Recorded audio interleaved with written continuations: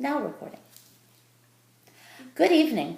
My name is Florence Snively with the Historical Time Machine interview series, and I'm here in Rouen with Joan of Arc, who is scheduled to be burned at the stake tomorrow for heresy.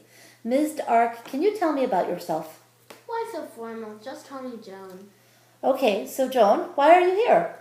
Well, I'm here because they believe I'm a heretic, and maybe because of the voices I heard ever since I was younger.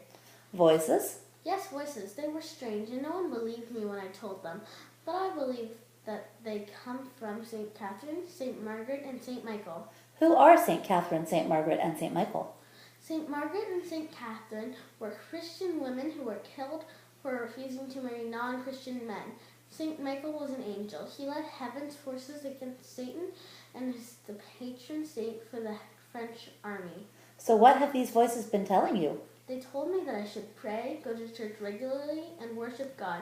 And then they told me to lead a French army to defeat the English and soldiers from Burgundy. Wow, what a thing to hear. You must have been shocked. How old were you when this happened? I was a young teenager. What made you feel that you would be able to do this? Tell me about your childhood. I was born in January of 1412 in Do-Ré-Mi, which is a small village in northeastern France. I was born as a farmer's daughter. I did the usual chores for a female farmer, but I was always religious, and I always went to church every chance I got.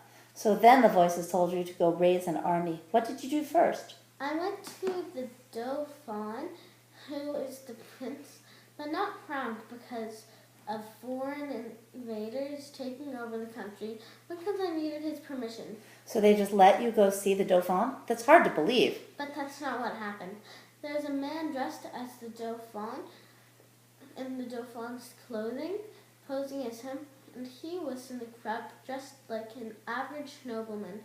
I was able to detect who was the real prince, and he seemed to really like me. But other people were worried that I had magical powers, and the voices were the work of the devil. So then I got tested by monks to determine if I was good or evil. They decided I was good. So then what happened? Did the Dauphin just give you an army? Pretty much so. I was about 16. I went to the city of Tours to get some armor custom made for me. They tried to give me a sword, but I insisted that they give me a sword that was hidden behind the altar of Saint Catherine at Fierbois. And then they sent me out with Count Joan of Dunois to Orléans. And what happened there? I was able to lead my troops to get the English out of the city and get my Dauphin crowned.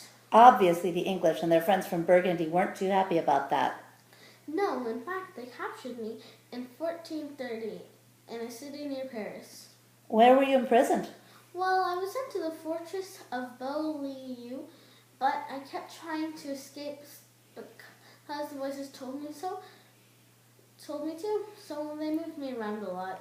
Oh, I'm getting word that our time is up. Thank you, Ms. Dark, for talking to us. All right then, time for me to go back to a rotten old cell and tomorrow get burned at the stake. See you in heaven.